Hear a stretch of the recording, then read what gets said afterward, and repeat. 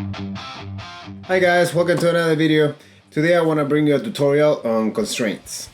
This is a subject that always comes up with students and even professionals. Even top-notch animators, I heard them say that they struggle with constraints and they look for different tools and whatnot that different studios provide and things like that to, handle all the grabbing things and whatnot. So I figured that for this one I can show you how Maya handles all this stuff under the hood, even when you have a script or whatnot, what it's doing under the hood. It's great to understand this in case you're working for a specific studio or in a specific pipeline that doesn't allow for specific tools.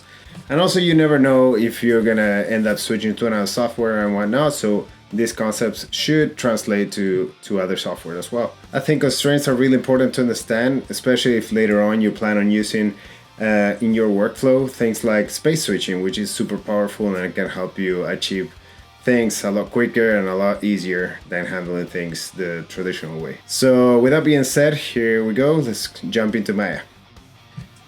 So in order to understand this, I think it's useful to always have the outliner open and the channel box open. So here I have a few things set up to demonstrate this. And we're gonna start out with just a regular parent, okay? So we have these two objects here. And in Maya we have, the regular parent, and then we have all the constraints. So those are different, and the confusing part is just the word parent is pretty confusing because right now everything is a parent of the world, really. Like every object, when it's, just without, any hierarchy, it's a parent of the world. And that means if we zero this out, right? Zero rotation, zero translations, it goes to center of the world, which is right there, okay? But for instance, if I grab this and I parent it under the claw here, the way of doing that, by the way, is selecting a child, okay? This is a child, this is the parent. So that means I want the box to follow the claw. And then I hit P on the keyboard, okay?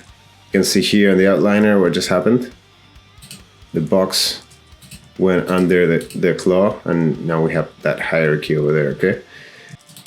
You can just grab the box now and hit Shift P to unparent it, and you can see what happened right there. It came out of the hierarchy. Another way of doing this is just middle mouse, click, hold, and drag it under the claw, for instance, and then we have the same effect there, okay? So this parent, what it does is puts this box now is in claw space, which space switching becomes, it will be like a separate thing from this, but this is the first step to understand space switching, which is a very powerful way of working as well. I can explain that later.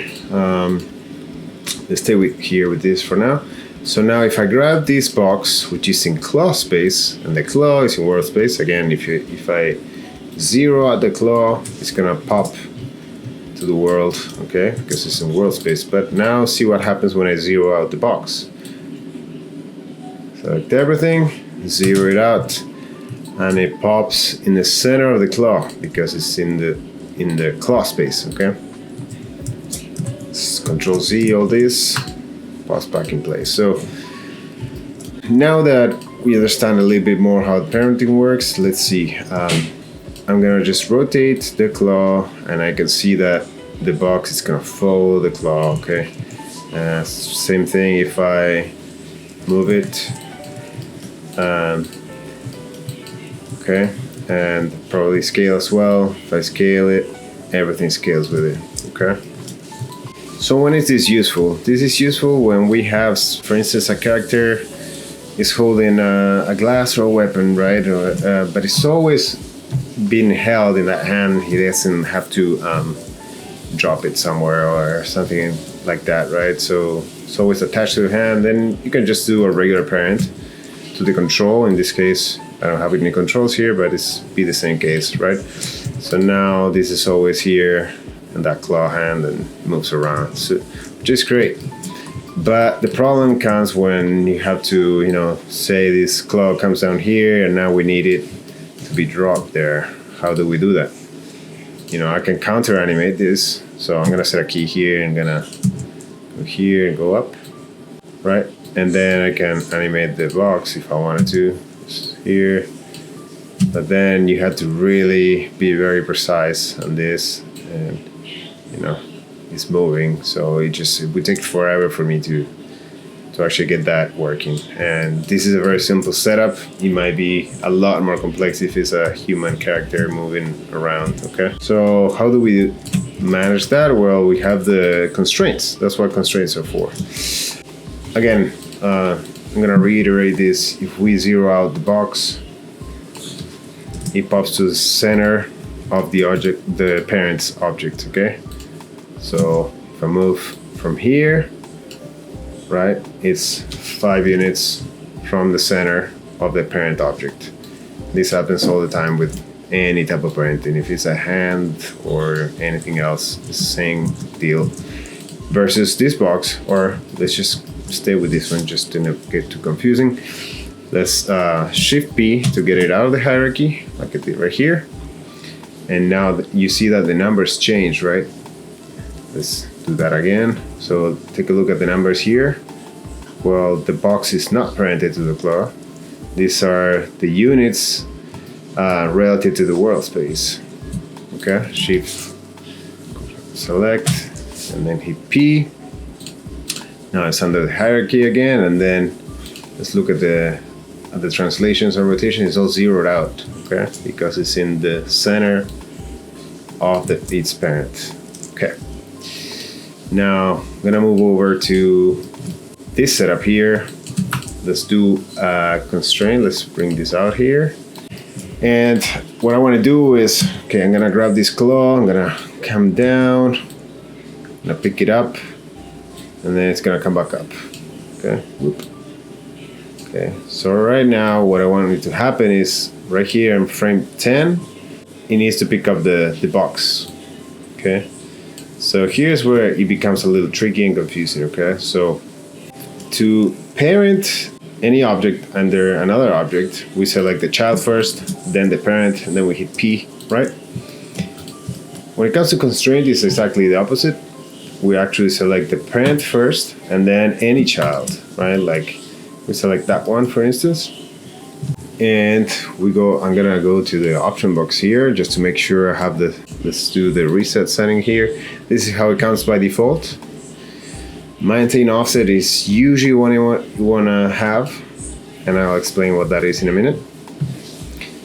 So let's hit add, and boom.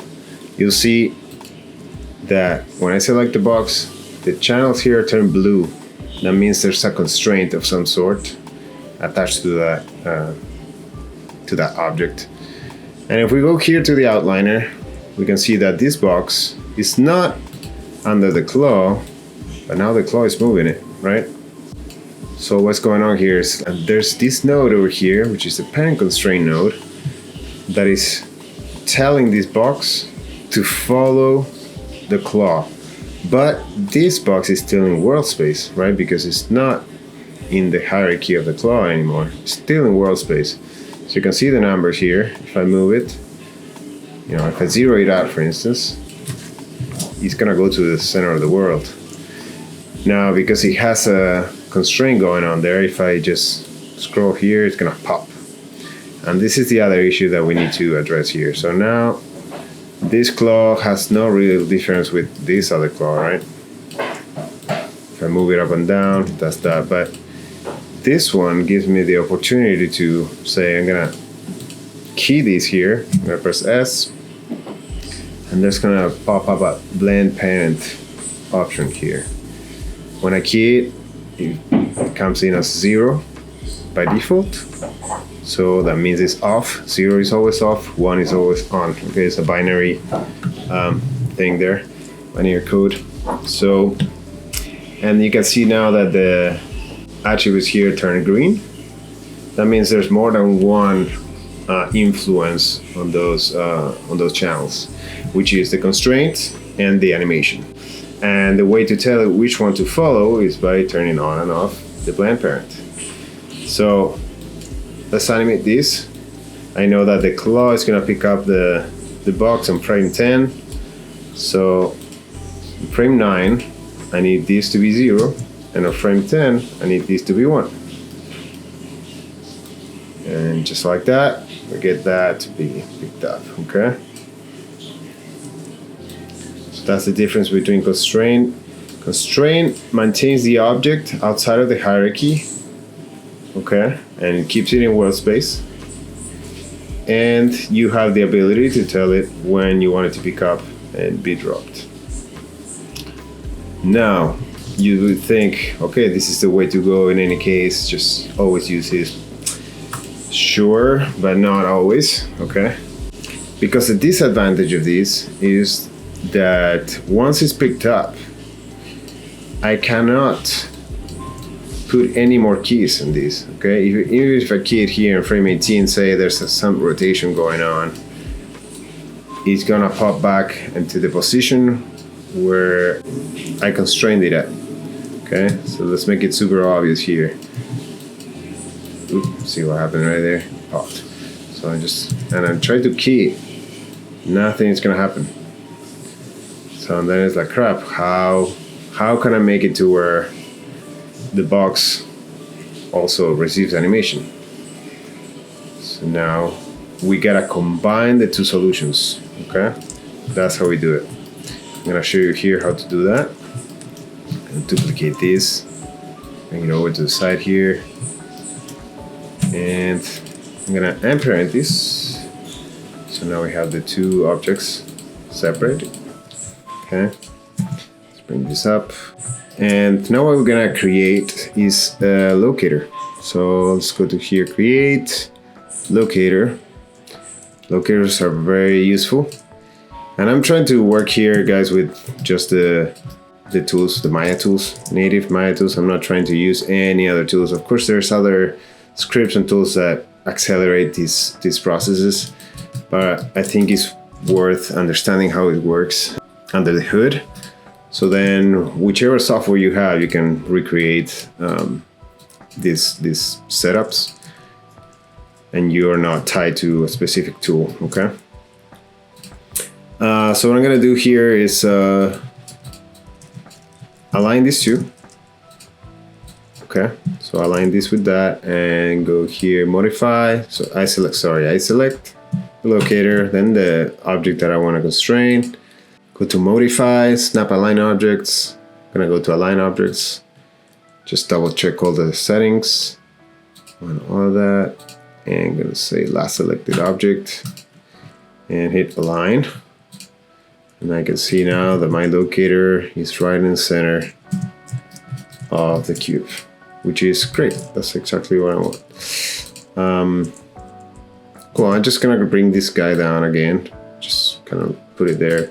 I'm gonna grab the locator and put it under the claw, meaning hit P, right? So I can hit P, and now I can open up the claw here, and I can see the locator is inside the claw, okay? Now when the claw moves, it's driving that locator. Let's just give it the animation that we had, we have on this one here. So let's just bring this up real quick. Just animate it. Let's just say right there. And then back up. Okay, simple. And now what I'm gonna do, so I have this locator in there, which I can move around. It's not parented, it's not constrained, it is just parented, sorry. So what I'm gonna do is when it comes down, look, I'm gonna tell it, I'm gonna grab the locator, then the box, and hit parent.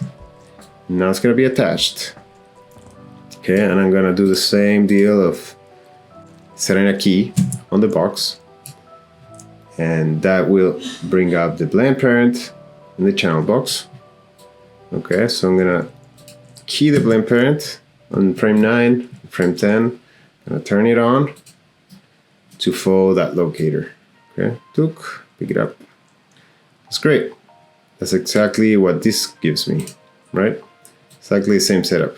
But now I can grab the locator and say it gets picked up here in frame 10, and say you wanted to give it a little bit of a, you know, shift in the rotation there, and we can do that. We can rotate it down, and we can even move it down a little bit to give it, you know, there's some weight, and then it catches. So I have the freedom to animate the box via the locator. So once it's attached, I can animate the box with that locator over there. Okay. And same thing will work in reverse, okay? So if I wanted to detach the box, I can make it to where here it is no longer. So this is the other counter, I guess, of a blend parent, right? So if I turn it off, it's gonna pop back into the position where we did the parent constraint. So that's a no-no, we don't want that to happen. But what you can do is grab the box and you can bake the animation. I have this button here, but in case you don't have it, you can go to Key, Bake Simulation. So now we have everything in once. So now what I can do is delete the parent constraint.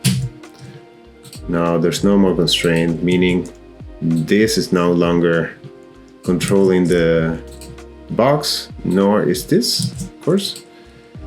But all the animation has been baked into that box, everything that we just did. And say frame 17, I would want that box to fall. I can just delete all this animation from here and have it fall to, say, the same place that it was. I'm gonna copy that, look, and it falls, okay? Let's just do it like that, look, see? So I have complete control on that box, okay? That's the right setup for me to work with pretty much anything. Now, there's other type of constraints that we have here. We have the other one I use the most would be an aim constraint. But let's go over the other ones first. Let's go into the point constraint. So I'm gonna grab, remember for the constraints, you grab the parents first and then the children or the child, okay? So parent, I want actually let's do this. Let's grab the box here first and then the gun. And say point constraint, let's go to settings, just make sure everything's default. I'm gonna maintain offset. I'm gonna say add. So now I'm gonna have, it's a constraint that only constrains the translations. That's what a point constraint is. You'll see that if I rotate, the cube freely rotates, okay? And this controls the translation. Let's go back to the weapon here. So now let's do orient constraint. Orient constraint is pretty much the opposite. It's just for rotations, not for translations. So if I grab this and grab that and hit orient, let's make sure we have the default settings, reset. I want to maintain offset. Again, I'll explain a bit what it is to not have that on. And now you're gonna see that it's gonna follow the rotations of the cube. Okay? See that? It copies, it mimics basically the same rotations as the cube. Okay? I'm just rotating the cube here and the gun just following. Alright. So that's orient constraint. Now, we have the scale constraint, which is pretty self-explanatory, but let's go over it. Again, edit, reset, maintain offset, boom. And if I scale this, it's gonna copy the scale, right? The scale relationship that we had from the beginning. Okay. Okay. Again, nothing else is constrained here. No translation, no rotations. So let's delete this once again. And let's go to the aim constraint. Again, parent, who's gonna drive the transforms here. Then the child, and then gonna hit aim. Again, let's do this, reset, maintain offset on. I'm gonna hit add. And now what I'm gonna get is a gun that aims at the parent. This can come super handy when it's time to clean up some arcs, okay? So, you know, you have your gun and whatnot, and you wanted to clean up the arcs of the tip. So you can do this and get some super clean arcs. You can also use it to follow another character, right? If you want a specific object to be constantly pointing at something, this is what you get.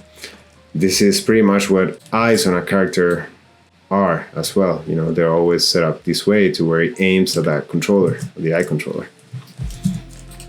Next, we're going to see a bit of a difference between what the point constraint did, because you might be looking at the parent constraint and say, well, what's the difference between a point constraint and a parent constraint that has no rotations on it, right? Remember, the point constraint was the constraint that drives the translations only and not the rotations.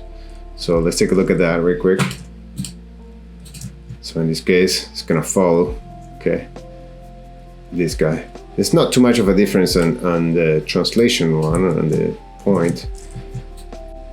So what's the difference? So look at this, I'm now rotating the cube and it's still moving that shotgun, but it's not rotating it, right?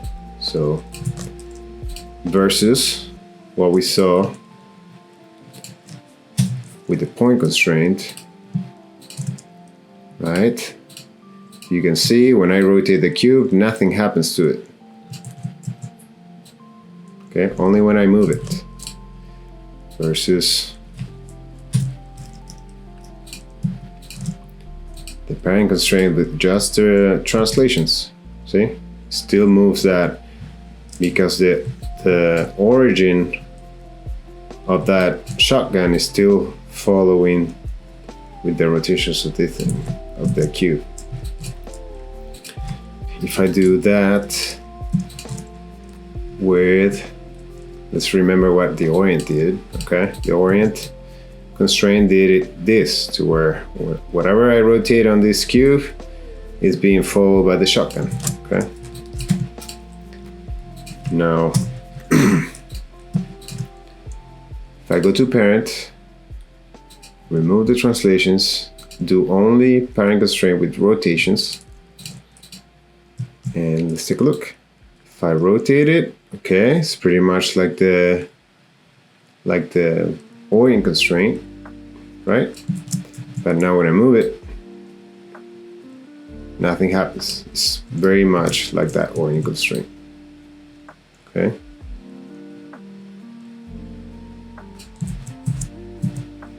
Okay, cool. Now let's take a look at one more thing here. So I'm just gonna duplicate this guy. Okay. And let's bring two cubes. Or let's do cylinders, why not? Duplicate that, take it to the other side. So something I can do with constraints as well is to where something can follow two objects. So as you remember, for constraints, we select the parents first. So whichever you select first, it could be 2, 3, 4, 5 objects, but the last one is the one that's going to be affected and inherit that constraint, okay? So in this case, I have these two. So just imagine they're magnets, okay? So let's select this. And last, we select the box and hit parent. And now when I move this, see what happens? That block is always following in between the two objects. Okay? It's very cool. There might be cases where we want this to happen. Okay? Maybe cases where we don't, but that's how this works. So it's always calculating the in-between of that position that you initially had it at. Okay, very cool. And you can even manipulate the influence of each object. I'm sure if you go here, yeah, if you go to the constraint, you can see that P cylinder 1 is probably this guy here, yeah, and P cylinder 2, so the W is for the weight. Okay, so how much do you want one to affect it versus the other? Okay, so you can increment it or not, or decrease it, sorry. You can increment it or decrease it as you wish. And same for this guy here, see? So yeah, you just manipulate that as you need. So that's another powerful thing you can do here.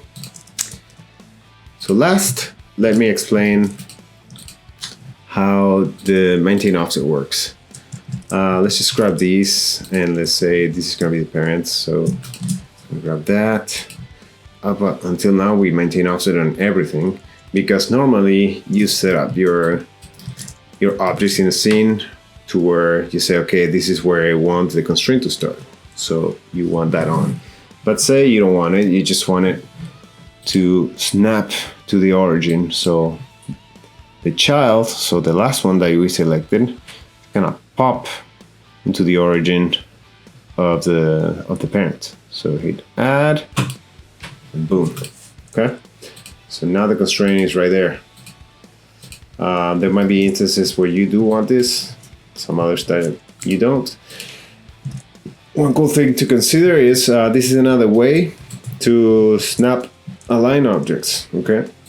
So if you don't remember how to get to the snap align objects here, or for whatever reason, whatever tool you have is not working, this is one way to do that. Then you just remove the constraint and they are aligned. Okay. So I hope that helped, guys. And yeah, if you have any questions, let me know. There's other types of constraint, of course. They're a bit more niche, I guess, for specific situations. But they're worth exploring. Motion paths to get a character. If you have a walk cycle and you want the character to follow a specific motion path, you can. They're very useful for car paths and things of that nature. Point and poly is to follow a specific point on the polygon. Geometry, something similar. I can't remember exactly. I don't normally use this, at least not very often. But if you want, just explore it. You know, remember that first you grab your parent and then you grab your child. That's gonna be following that parent. So yeah, hope this helps. And on the next video, I'll probably go over space switching and how that works. It all ties into this very well. All right, have a good one. Bye-bye.